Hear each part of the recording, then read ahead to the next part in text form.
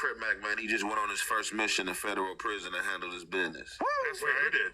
Crip Mac. That's right. That's mission? right. What was the mission? Yeah, I was gonna do a segment about it, but it was kind of too short. He just, his first mission, unrighteous people up there on the yard that was in a, community that had to get removed, and they like Crip Mac, without no second guess, volunteered himself and handled the business. That's right. Crip Mac did destruction.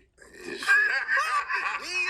that's right, nigga. Okay. The thing that I feel like you're describing is something that I feel like you would not talk about on a podcast. I mean, it's good. So it was a light job? No, it ain't really nothing. Like, it's like, so basically, because you could talk about it because it's foul. So it ain't like nothing that you will hide. It is what it is. So basically, he gonna rap about it. Let's just say I'm in jail. You got snitches in jail, and you got people like, or if you on the yard, whether you Crip or Blood, right. You do something that garners you to have to be removed from the yard. To get your ass whooped. It could just be a DP, but usually DPs, that happen out the way. So obviously, somebody told or somebody did something on the yard they had no business doing, and some people had to put some work in, and they they was hollering at a few dudes, and other dudes was like acting like they didn't want to get with it, but they was like, without no question, C-Mac just stepped to the plate and handled the business. Shouts to the infant low general for holding it down. Make a video about that. I want more info. Now, I'm going to say this, right? It's a handful of things that bothers me with this whole snippet. First off, it was a flag on the play when Adam 22 told Young and Jefe that this sound like something that shouldn't be discussed on the podcast. He said that. But as usual, you got Munchie B cheerleading, co-signing, just being the biggest mouth he can be because he think everything is cool. I don't know why he has no self-control about certain things, but he just gets too impulsive and just get to reacting just without no thinking. Which is why he done jumped on Clubhouse and done said all these things pertaining to himself that just won't die out. Because he's that impulsive and he doesn't really have a full comprehension of what's necessarily cool and straight or what's not.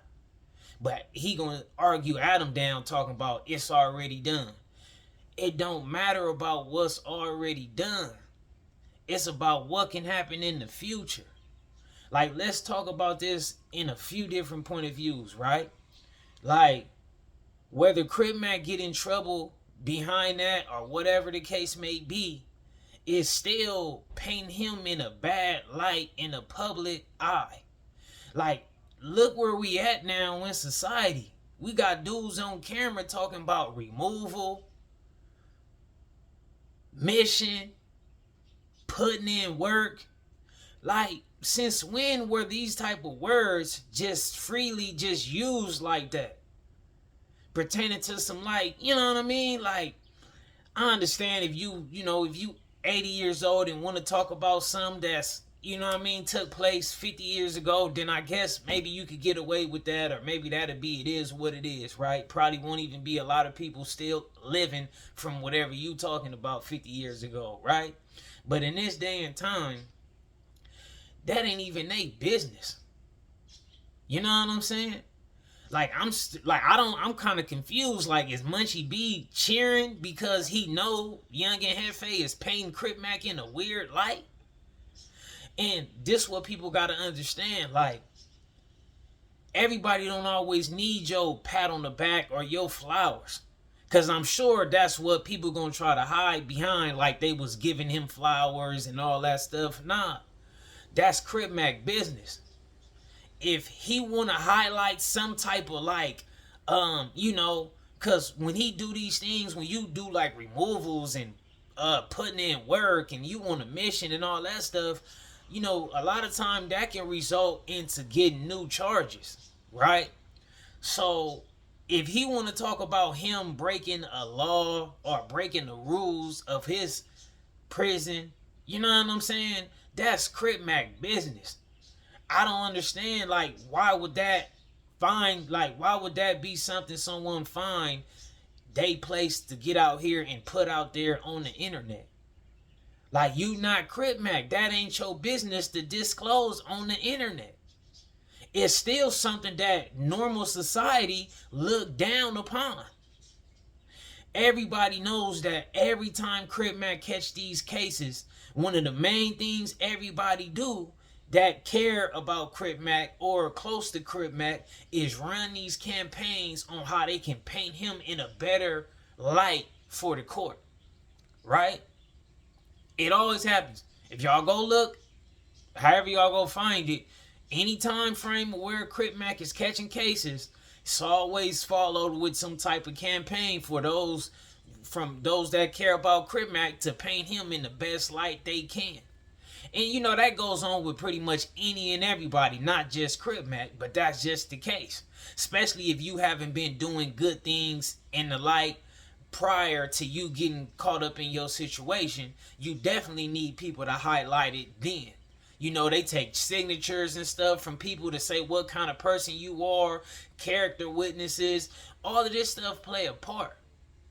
So I look at it like this.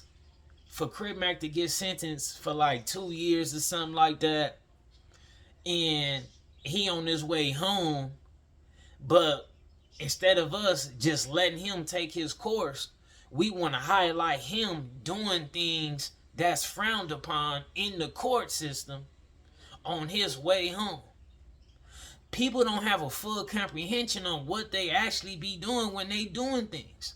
Like, bro, you sitting on here telling the court system and society that Crip Mac have not grown and he have not changed in the 2 years possibly was not good enough for him to become a different individual. This is the type of, narrative that's getting pushed. And it ain't always about what's your intentions. It's about what's the outcome. So yeah, I believe that maybe, Young and Jefe and them ain't trying to really paint him in a bad light or put him in a weird twist. But the outcome is the outcome. The first thing that came across, like my mental, when I seen this and I heard this, I'm like, what is Young Ant doing? Like, is the content drying up that bad? Like, maybe the whole podcasting thing ain't for him. You know what I mean? To where things just occur at the spare of the moment and you gotta just they pivot here, switching up the conversations. Like, maybe, you know what I'm saying? Like, maybe he can't handle it. Maybe he need more time to where he can make his videos and think and then put it out. I don't know. But what did that have to do with anything?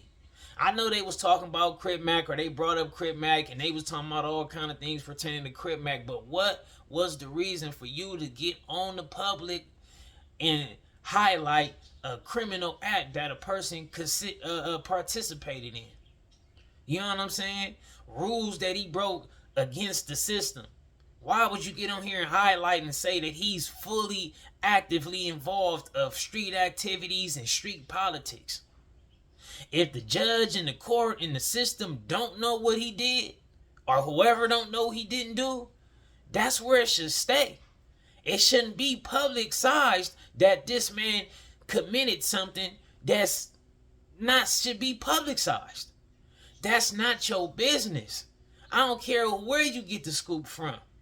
And if you ain't even in communication with Crip Mac yourself, and he ain't telling you that it's cool to do, what kind of person are you?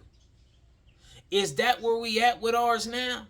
That people don't even have enough stories to tell about theyself, to where now they'll go out and just find stories about everybody else doing things that's viewed negative in the public eye? I really don't get this. It's like, for what? Like, dudes is gonna get on this internet more and more and more, and they're gonna expose how they carry theyself. If y'all keep up with my channel, y'all gonna see that I'm one of the first individuals who been catching a lot of misconduct with individuals. So I'm not really surprised when I see dudes pattern, like, you know what I mean, going down this same pattern of behavior. But Adam said what he said. Yeah, he said all that. Well, make a video about it. We want more about it. Because y'all obviously ain't taking the hint. Y'all got Lush tuning back in. Shout out to the infant low general. You want to start putting him back in that light, Lush? But this is the conversation y'all opened up. So this the light we want to put him back in. If he's back this, I don't know the truth. I heard he can't even come home and say on Crip, on Cuz, on 5-5 or none of that. So what are we looking for here? You know what I'm saying? Munchie B seems highly excited. You know what I'm saying? I don't know why he's so excited about that, but he's highly excited about the story about Crip Mac in the feds and what Young and Jefe said about it. He did destruction, that's right. That be the problem with Munchie B as well. He don't understand when is it time to be serious and when is it a time to be a goofy. I don't know why he finds certain individuals like they can be just some joke. You know what I'm saying? Like, yeah, we get it. He always run around popping it, talking about he do destruction, but that ain't your place to be sitting around here trying to just be a goofy about it, man. You supposed to look at it and look at what Adam said. Like, you know what? Maybe Adam got a point. This is his platform. He been getting his door been getting knocked on. You know, all these things been occurring. And if he want to say maybe there's something you shouldn't speak on, I think Adam was just creating a situation to where he kind of like put a blanket on himself. Whether Crip Mac find a problem with it or anybody else find a problem in it, he can always double back and say, man, you know, I tried to pivot the conversation. You know what I mean? I tried to give Young and Jefe the heads up, but they chose to continue to do it anyway. So he kind of looking like the more solid individual in the conversation. And y'all mark my words. Remember this. Wack is going to have a field day with this against Young and Jefe and probably Munchie B as well. And it might not happen today or tomorrow, but it's going to happen. I know it. Because it was too game goofy. I've been saying it. If you ain't got no mindset to know how to tune in and watch the news and watch all the vlog sites and all the stuff going on to where you can speak on current topics and stuff like that, that's in society already, you might have to go back to the drawing board, man, because that's not content, bro. Like, that ain't nothing cool. Like, just highlighting underworld situations in the public. That's not cool. Now, don't get me wrong. Is it certain situations that wasn't known and it's not in the public and you can speak on it? Yeah, it is some stories that you can highlight and put it out there on the internet if that's what you choose to do, and it ain't gonna really paint nobody in a bad light unless that's your intentions, and it ain't gonna put nobody in no twist with law enforcement. Then hey, go for what you go for. I ain't trying to make it seem like, you know, it ain't certain situations that's not in the public eye that can't get put in the public eye. But when you dealing with the streets and things that straddle the fence of criminal and outlaw and things of that nature, you have to be cautious on that. But I don't want to even be on here longer than what I had to, man. This was just strange to me, and I didn't agree with this. Y'all let me know what y'all think about it in the comments. Adam was the person who kept it solid in the conversation. I mean, the streets and the world is just taking a turn.